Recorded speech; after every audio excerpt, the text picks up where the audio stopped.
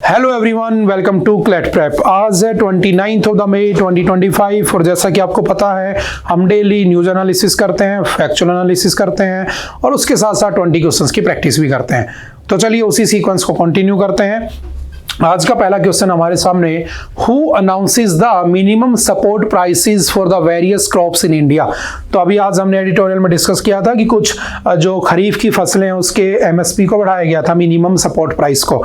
तो कौन करता है ये सब? तो commission for agriculture cost and prices उसको क्या करता है?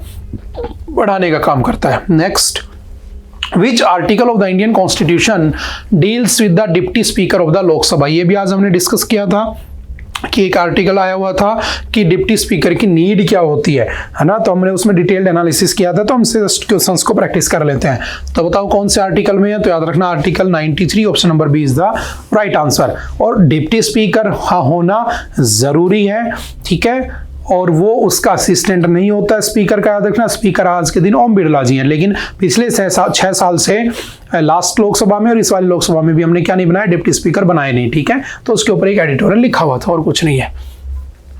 The kharif cropping season is in India usually begins with, कहां से शुरू होता है खरीफ की फसल? तो याद रखना on the onset of the monsoon, जब मानसून शुरू होता है तब वो शुरू किया जाता है। The battle of the Haldi Ghati was fort, जो हल्दी घाटी की लड़ाई थी वो किस किस के बीच में थी? तो महाराणा प्रताप और कौन थे? तो याद रखना मान सिंह, ठीक है। मान सिंह किसको लीड कर रहे थे? तो अकबर की तरफ से लीड कर रहे थे, और उधर कौन थे? तो Maharana Pratap. Option number C is the right answer. 1576 में इसको लड़ा गया था, ठीक है। और हिंदू पंचांग के अनुसार आज क्या है? महाराणा प्रताप जी की जयंती है, ठीक है। Next, which horse of the Maharana Pratap is famously remembered for his loyalty and bravery during the battle of Haldi Ghati? तो हल्दी घाटी के बैटल में कौन सा वो घोड़ा है जिसको याद किया जाता है उसकी लॉयल्टी के लिए और उसकी बहादुरी के लिए? तो कौन था? चेतक, ठीक है। और हाथी का नाम क्या था? राम प्रसाद। हाथी का नाम क्या था? राम प्रसाद। वो भी बहुत लॉयल था। अकबर उसको ले जाता है, अकबर उसको खाना देता है, वो खाना भी नहीं खाता और उसकी डेथ हो जाती है, भूखे प्यासे वो अपने प्राण त्याग देता है, ठीक है। तो उसका नाम क्या था? राम प्रसाद। वो भी ध्यान रखना। चलते next, which is the highest peak in the world above sea level? दुनिया की सबसे हाइएस्ट पीक कौन सी है? तो अभी एक 16 साल का बच्चा था, उसने दुनिया की 7 हाइएस्ट समिट्स को क्या कर दिया था? पा लिया था, यानी वहां पर पहुंच गया था।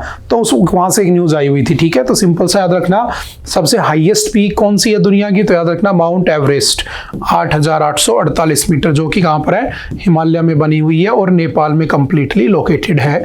सिंपल सा ध्यान रखना, ठीक है। चलते next, what does the index of the industrial production primarily measure? तो क्या होता है इंडस्ट्रियल प्रोडक्शन का इंडेक्स? ये बताता है कितना प्रोडक्शन हो रहा है इंडस्ट्रीज में। 8 कोर इंडस्ट्रीज हमने पढ़ा था एडिटोरियल में, ठीक है, उन्हीं की बात कर रहा है। और जो 8 कोर इंडस्ट्रीज थी वो भारत में 40% उसको जनरेट करती हैं, ठीक है, उनका शेयर है बेसिकली, ठीक है, प्रोडक्शन में। तो इसका काम क्या है?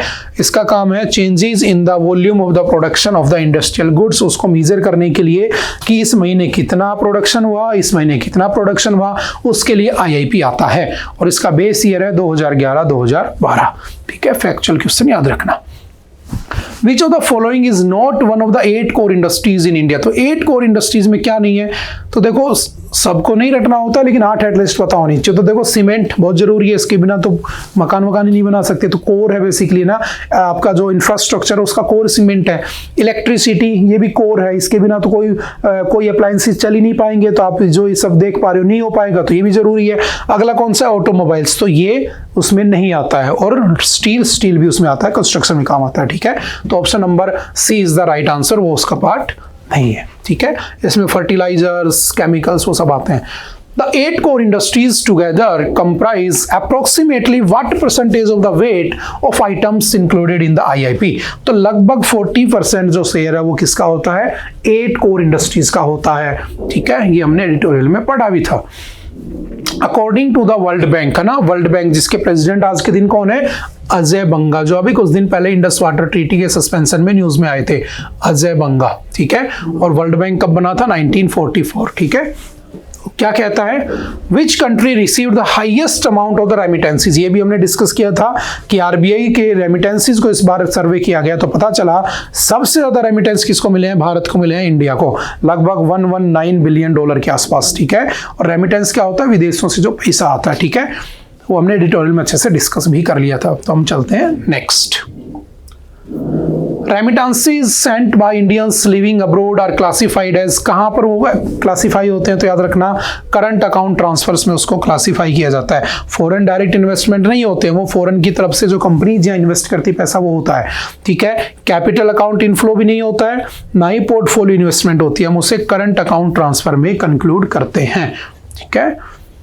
When was the World Hunger Day celebrated? जो आपका वर्ल्ड हंगर डे वो कब सेलिब्रेट होता है? तो 28 मई को सेलिब्रेट किया जाता है। सिंपल सा वन लाइनर में याद रखना। Where was the Asian Athletics Championship 2025 held? तो कहां पर हुई है? तो याद रखना साउथ कोरिया में हुई है। क्या? एशियन एथलेटिक्स चैंपियनशिप 2025 कहां पर हुई है? South Korea. Simple one liner में याद रखना। Next, which country topped the medal tally at the 2025 ISSF Junior World Cup held in the Seoul, Germany? तो उसमें सबसे ज्यादा किसने जीते हैं? तो India. Option number is the right answer. Simple factual data याद रखना। What medal did India's Gulveer Singh? Gulveer Singh ने 10,000 मीटर की रेस में एशियन एथलेटिक्स चैंपियनशिप में क्या जीता है? तो याद रखना गोल्ड मेडल जीता है। सिंपल वन लाइनर क्वेश्चन याद रखना, ठीक है। चलते next. Where was the 9th BRICS industry ministers meeting held? कहां पर हुई है? तो याद रखना इंडिया भी पार्टिसिपेट करेगा, क्योंकि जो ब्रिक्स है बेसिकली क्या नाम था इसका पहले? Brick. Brazil, Russia, India, China. बाद में साउथ अफ्रीका का ऐड होता है 2010 में, 2010 में। इनिशियली ये 2009 में बना होता है। अफ्रीका इसमें 2010 में आता है। अभी इसके अंदर 10 मेंबर हो चुके हैं। लेटेस्टली इसमें इंडोनेशिया ने ज्वाइन किया है, ठीक है, जनवरी के आसपास, ठीक है। तो सिंपल सा याद रखना। और अभी इस बार की मीटिंग इसकी कहां पर हुई है? तो Brasilia. Option number B is the right answer. और इंडिया भी इसका पार्ट है, ध्यान रखना। और लास्ट ईयर इससे आपकी क्लैट के एग्जाम में पैसे जा चुका है, तो मैं भी इस बार ब्रिक्स से ना आकर किसी दूसरे ऑर्गेनाइजेशन से पूछ ले, तो उनको थोड़ा सा ध्यान रखना। What is the current base year for calculating the IIP? जो इंडेक्स ऑफ इंडस्ट्रियल प्रोडक्शन है उसका बेस ईयर कौन सा है? तो याद रखना 2011-12। Option number B is the right answer. ये हमने डिस्कस कर लिया था। The reserve bank of India जो है आपका कब बना होता है? तो ये बना होता है 1935 में। एक्ट कब आया था? 1934 के एक्ट से। कमीशन कौन सा था? तो यंग हिल्टन कमीशन की रिकमेंडेशन पे। और आगे चल के इसको हमने सेंट्रल बैंक ऑफ इंडिया बना दिया, इसका नेशनलाइजेशन कर दिया। और इसका नेशनलाइजेशन कब होता है? 1949 में। सिंपल सा याद रखना। चलते next. Which of the following is not a function of RBI? RBI का काम क्या नहीं है? पैसे यही करता है, फॉरेन एक्सचेंज यही मैनेज करता है, इन्फ्लेशन को कंट्रोल करता है उससे, मॉनेटरी पॉलिसी कमेटी से, MPC से। लेकिन ये बजट को अप्रूव नहीं करता, वो उस काम किसका है? पार्लियामेंट का काम है, ठीक है, लोकसभा का काम है। Which constitutional amendment led to the inclusion of the Sikkim? अभी सिक्किम, ठीक है, उसको 50 साल पूरे हो गए बने हुए। 1975 में उसको ऐड किया गया था। एज 22nd स्टेट भारत में ऐड किया गया था। और कौन सा अमेंडमेंट था? 36th। याद रखना 35th से वो क्या बना था? एसोसिएट स्टेट बना था। लेकिन एसोसिएट स्टेट का हमारे यहाँ पर कोई कॉन्सेप्ट नहीं है, तो हमने इसको एसोसिएट स्टेट से वापस क्या बना दिया? 36th अमेंडमेंट से। ये भी 1975 में, ये भी 1975 में। इसको क्या बना दिया? स्टेट बना दिया और भारत में ऐड कर लिया। 42nd अमेंडमेंट को हम क्या कहते हैं? तो याद रखना इसको मिनी कॉन्स्टिट्यूशन कहते हैं। इसमें बहुत सारे चेंजमेंट हुए थे, इसलिए इसको मिनी कॉन्स्टिट्यूशन भी कहा जाता है। और जो 44 था, इससे हमने क्या किया था? जो आर्टिकल 31 था, राइट टू प्रॉपर्टी, उसको आर्टिकल 300 के ए में डाल दिया था, लीगल राइट बना दिया था, ठीक है। वो 1978 में हुआ था, ठीक है। सिंपल से याद रखना। चलते नेक्स्ट। आई थिंक आज के लिए इतना ही था। आई होप कि आपको बातें समझ में आई होंगी। फिर भी अगर किसी तरह का कोई डाउट रहता है तो आप एनी टाइम आकर पूछ सकते हैं, मिल सकते हैं। ओके, मिलते दोबारा से फिर कभी। Bye bye, thank you, have a nice day.